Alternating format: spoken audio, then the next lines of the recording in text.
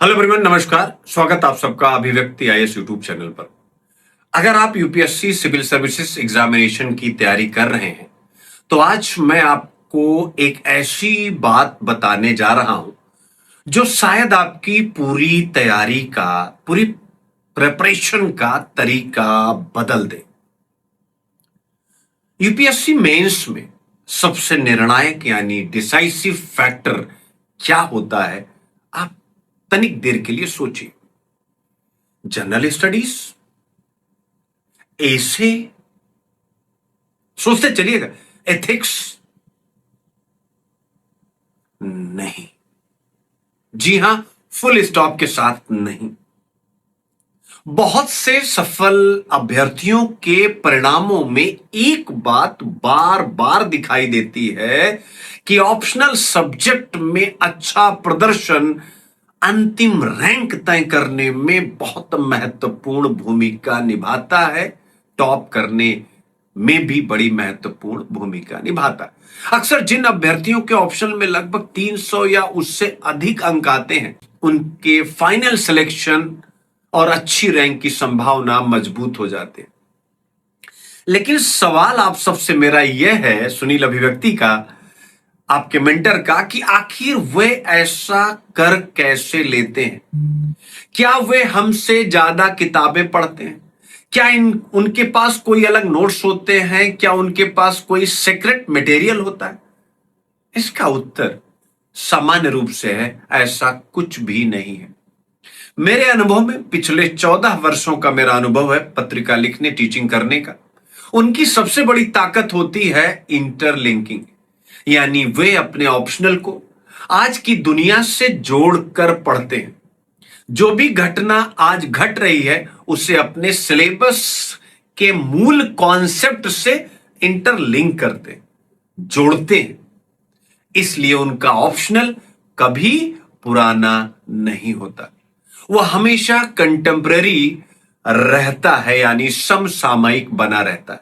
और यही बात एग्जामिनर उनकी कॉपी में नोट करता है जब वह कॉपी चेक कर रहा होता है, क्योंकि एग्जामिनर भी कहीं ना कहीं वही करंट अफेयर्स देश दुनिया में जो चल रहा है किसी न किसी फॉर्म में पढ़ रहा होता है जो आप पढ़ रहे हैं।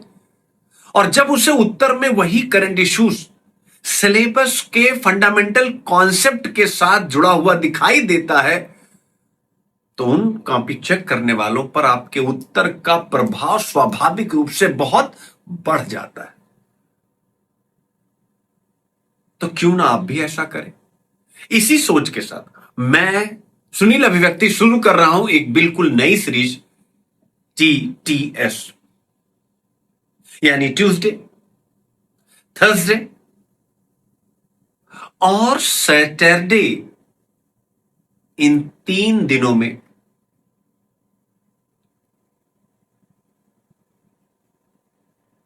हम करंट अफेयर्स नहीं पढ़ेंगे, हम करंट अफेयर्स को ऑप्शनल में बदल देंगे और इसके माध्यम से आपको इनरिच करेंगे, जिससे आप अपने आंसर को बहुत ज्यादा समसामयिक बना सके। जरा सोचिए, आज पूरी दुनिया मिडिल ईस्ट क्राइसिस की बात कर रही है। अमेरिका और ईरान के बीच हुए पीस डील की बात कर रही है। लेकिन मैं आपको यही क्राइसिस हिंदी लिटरेचर ऑप्शनल में पढ़ाऊंगा। रामधारी सिंह दिनकर जो यूपीएससी के सिलेबस में है, उनकी अमर कृति है कुरुक्षेत्र।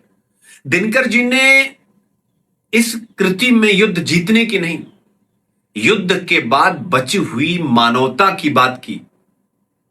उन्होंने पूछा बड़ी संवेदना के साथ कि क्या हर युद्ध का अंत शांति होता है? क्या केवल शक्ति समाधान दे सकती है? क्या विजय मानवता से भी बड़ी हो सकती है? आज मिडिल ईस्ट में भी ठीक यही प्रश्न उठ रहा है। युद्ध बदल गया है, हथियार बदल गए हैं, लेकिन मनुष्य की पीड़ा आज भी वही है। यही है करंट अफेयर्स से लिटरेचर तक की यात्रा जो मैं आपको अब कराने जा रहा हूं। और ये केवल साहित्य तक सीमित नहीं रहेगा। अब इसी मिडिल ईस्ट क्राइसिस को हिस्ट्री ऑप्शनल में ले चलते हैं। कई लोग सोचते हैं कि यह संकट आज का है, लेकिन हिस्ट्री हमें बताती है कि इसकी जड़ें बहुत गहरी हैं। ऑयल पॉलिटिक्स, तेल की कूटनीति 1970 के दशक के ऑयल क्राइसिस से जुड़ी हुई है। वेस्ट एशिया की जियोपॉलिटिक्स, कोल्ड वॉर और वर्ल्ड हिस्ट्री के अनेक अध्याय इस घटना के साथ सीधे सीधे जुड़ते हैं। यानी आज की इस न्यूज में यह पूरा हिस्ट्री ऑप्शनल जीवित दिखाई देता है, विशेषकर विश्व इतिहास वाला संदर्भ। यानी आज का करंट अफेयर्स कल का हिस्ट्री ऑप्शनल बन जाता है। यही आपको मैं इस अपने सेशन में सिखाऊंगा। अब यही मिडिल ईस्ट पीएसआईआर ऑप्शनल में पहुंचेगा। सोचिए आप, एक ही टॉपिक कहां कहां जा रहा है और अचानक न्यूज बदल जाएगी, सोचने का तरीका बदल जाएगा। इसे हम ले चलेंगे पीएसआर की थ्योरी में। हम समझेंगे रियलिज्म यानी यथार्थवाद क्या है। हम समझेंगे बैलेंस ऑफ पावर क्या है मिडिल ईस्ट के संदर्भ में, इसका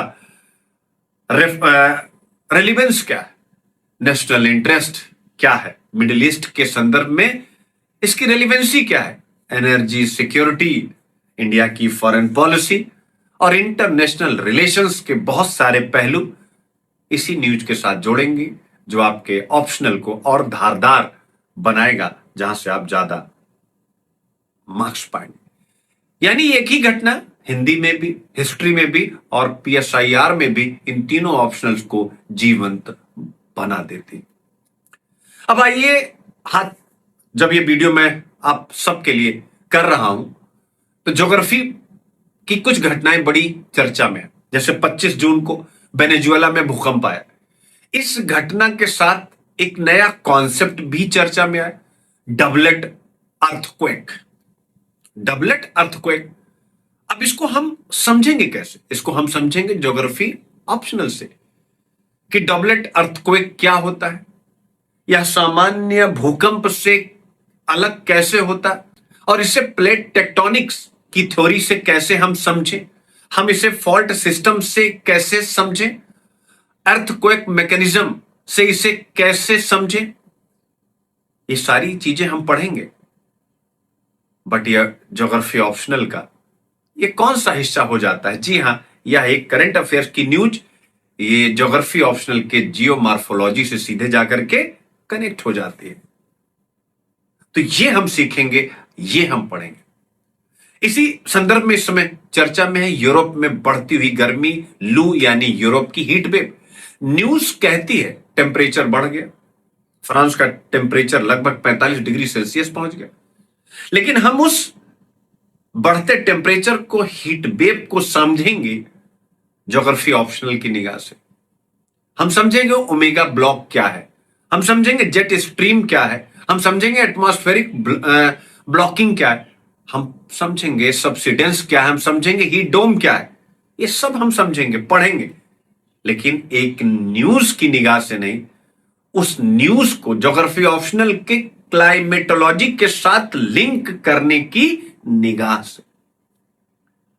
इतना ही नहीं मेरे प्यारे बच्चों, यह केवल ज्योग्राफी या हिस्ट्री या पीएसआईआर या हिंदी लिटरेचर तक सीमित नहीं रहेगा। जो भी करंट अफेयर्स में घटित हो रहा है, अगर वो इकोनॉमिक्स ऑप्शनल के लिए उपयोगी है, अगर वह एग्रीकल्चर ऑप्शनल के लिए उपयोगी है, यदि वह सोशियोलॉजी ऑप्शनल के लिए उपयोगी है, सबसे बड़ी बात कि ये जो पूरा सेशन होगा ये केवल geography optional, history optional, PSIR optional या हिंदी लिटरेचर ऑप्शनल तक ही सीमित नहीं रहेगा। यानी करंट अफेयर्स में जो कुछ भी घटित होगा, अगर उसका संबंध इकोनॉमिक्स ऑप्शनल से है, यदि उसका संबंध एग्रीकल्चर के ऑप्शनल से, यदि उसका सोशियोलॉजी ऑप्शनल से, किसी भी ऑप्शनल से अगर उसका संबंध होता है, जो मैंने अपनी मेंटरशिप में स्टूडेंट्स को कराया है, जो मेरी समझ है, तो उन सब को यहां पर मैं करंट अफेयर्स से कनेक्ट करूंगा, यानी उन सब का करंट अफेयर्स का कनेक्शन दूंगा, जिससे आपको वैल्यू एडिशन करने में बड़ी सहूलियत होगी। यानी वैल्यू एडिशन ही इस सेशन का मेन टारगेट है कि आपका कोई भी ऑप्शनल हो, वैल्यू एड उसमें आप कर पाए, और यही मेरी अपनी कोशिश है। और इसी के द्वारा मैं चाहता हूं कि आपकी सफलता में गिलहरी वाली भूमिका मैं निभा सकूं, और आपकी सफलता में कहीं ना कहीं एक छोटा सा माध्यम बन सकूं। आई होप यह सेशन आप सबको एक नए ढंग से ऑप्शनल को देखने की शक्ति और ज्ञान और सामर्थ्य और थिंकिंग कैपेसिटी प्रदान करेगा। यह सेशन ट्यूसडे रात को 9 बजे, थर्सडे रात को 9 बजे और सैटरडे रात को 9 बजे होगा। तो मिलते हैं ट्यूसडे को करंट की किसी एक घटना को इनमें से किसी भी ऑप्शनल के साथ कनेक्शन बनाते हुए। जय हिंद,